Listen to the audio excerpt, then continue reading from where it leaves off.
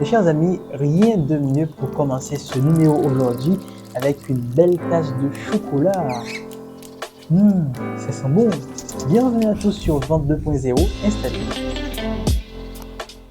Mes chers amis, avant de vous livrer le contenu d'aujourd'hui, je vais profiter de ce numéro pour souhaiter un grand succès à chaque leader ayant déjà pris leur premier rendez-vous avec nous, soit par visio ou appel direct.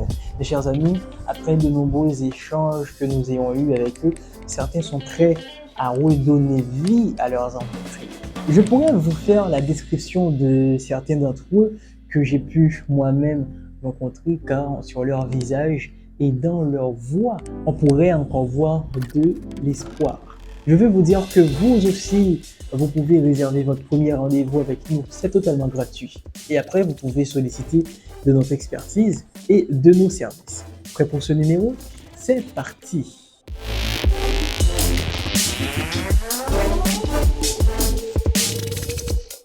Voici mes chers amis, 3 termes que vous serez amenés à toujours trouver et qui vous donneront aussi quelques problèmes, surtout quand vous devriez définir de nouvelles stratégies pour attirer plus de personnes dans votre entreprise ou encore pour une boîte en tant que chef de vente.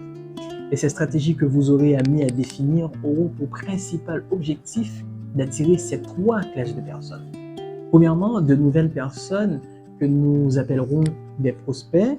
Deuxièmement, de pouvoir informer les clients potentiels des nouveaux produits ou encore des services que possède votre entreprise. Et en dernier lieu, c'est de pouvoir attirer plus d'acheteurs dans votre entreprise.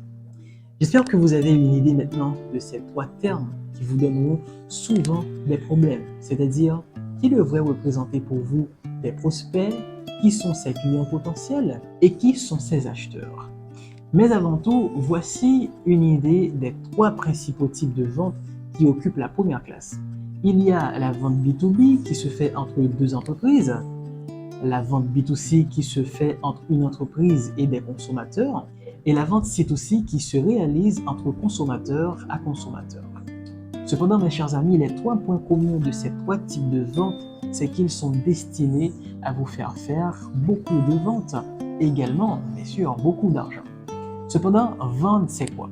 Vendre, c'est offrir un produit ou un service pouvant permettre à une personne de satisfaire un désir ou un besoin. Et pour vendre, une entreprise fera face à ces 3 types de personnes, un client, un acheteur et des prospects. Maintenant, parlons-en et de voir ce qu'est un client potentiel, un acheteur et véritablement ce qu'est un prospect. Commençons par le prospect. Nous pouvons définir un prospect comme étant un candidat potentiel qui serait intéressé par une offre de produit ou service que propose une entreprise. La grande question, c'est comment ces entreprises font et quelles stratégies ils utilisent pour trouver ces nouveaux prospects. Eh bien, mes chers amis, c'est très facile. Préparez vos cahiers à écrire. Imaginez que vous vendez des marqueurs originaux. Vous avez un très bon fournisseur.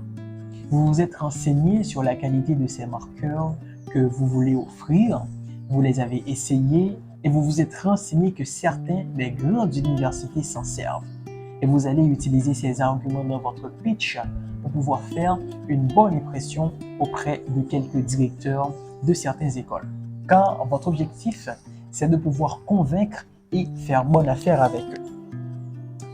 Dans votre liste, vous avez ciblé quelques universités et quelques écoles. Un exemple des marqueurs, vous les avez rencontrés, vous présentez votre pitch en les disant que vous avez le meilleur des marqueurs, que ces marqueurs peuvent les donner 2 mois de service comparativement à ceux qu'ils utilisent actuellement et qui se sèchent dès qu'ils sont à l'air libre. Votre prospect semble être réticent car il n'a pas encore confiance malgré les nombreux arguments que vous avez utilisés. Pour les convaincre davantage, vous dites même que ces marqueurs permettent de faire une bonne bénéfice à la quantité des marqueurs qu'ils avaient l'habitude d'utiliser. Alors, vous les proposez de laisser une boîte en essai pour qu'ils puissent vraiment utiliser. Mes chers amis, félicitations! Parce que vous venez de mener à bien une bonne prospection. Vous êtes rentré totalement dans la tête de votre prospect. J'aimerais vous prendre un deuxième exemple.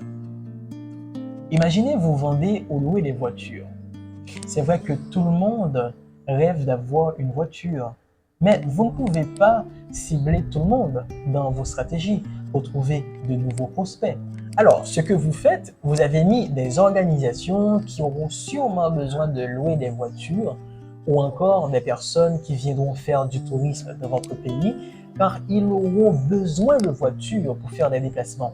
Vous les cherchez, vous les trouvez et vous êtes persuadé qu'ils représentent des candidats potentiels pour votre offre. Maintenant, mes chers amis, voyons voir qui représente les acheteurs pour votre entreprise. Nous pouvons véritablement définir un acheteur comme quelqu'un qui viendra dans votre entreprise pour acheter un produit et que vous ne reverrez plus jamais dans votre vie. C'est une personne que vous aurez à voir peut-être une seule fois dans une année ou encore 2 fois. On ne sait jamais. Prenons un cas de figure. Quelqu'un qui aperçoit votre boutique en ligne ou physique. Cette personne passera devant votre boutique et par hasard, elle voit quelque chose qu'elle aime. Elle le prend. Elle ne l'a pas acheté parce qu'elle avait un réel besoin. Soit c'était vraiment un besoin qui n'était pas urgent, ou encore elle voulait satisfaire un désir. Imaginez après l'acheter, quand cette personne arrive chez elle, elle peut même se questionner en disant « Oh mon Dieu, voilà, pourquoi j'ai acheté ce produit? J'ai acheté un produit et je n'ai même pas besoin. » Oui, mes chers amis, à ce moment-là, le désir est passé. Maintenant, la cerise sur le gâteau, mes chers amis, je l'ai laissé pour la fin. C'est ici que vous devriez concentrer toute votre énergie sur des clients potentiels, des clients à forte valeur. Il faut dans cette étape mettre en perspective des offres de produits ou services qui sont fortes, urgentes et que ces personnes sont conscientes qu'ils ont réellement besoin.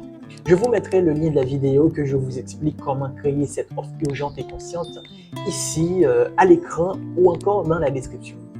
Maintenant, notez-y cette définition. C'est quoi un client potentiel? Un client potentiel étant une personne qui demande toujours votre service, qui demandera toujours votre expertise, qui ne va pas aller voir ailleurs.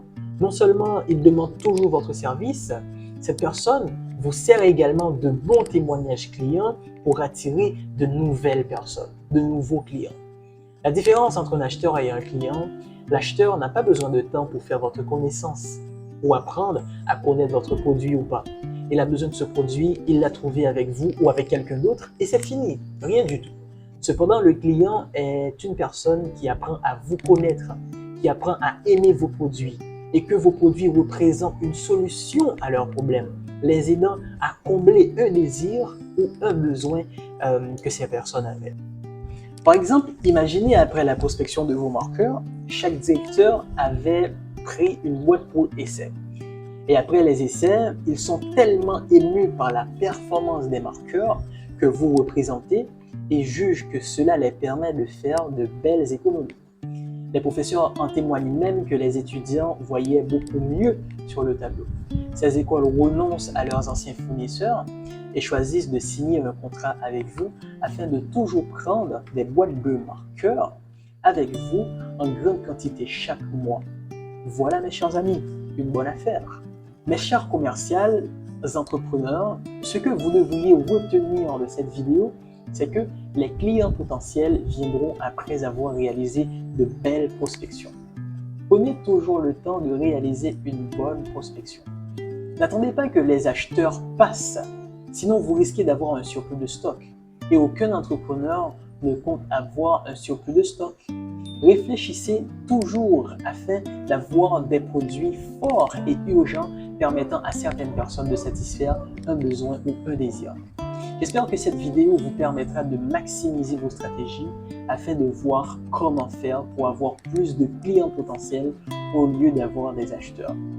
Félicitations si vous êtes arrivé là. Toute l'équipe de Vente 2.0 est toujours avec vous. Cela nous prend des jours pour vous préparer des contenus de bonne qualité comme celle-ci. Nous espérons qu'ils vont vous permettre d'être la meilleure version de vous-même chaque jour dans votre expérience en tant qu'entrepreneur. Nous vous invitons à inviter plus de personnes à rejoindre le réseau, car ici, nous formons des vendeurs 2.0. À très vite pour une autre vidéo.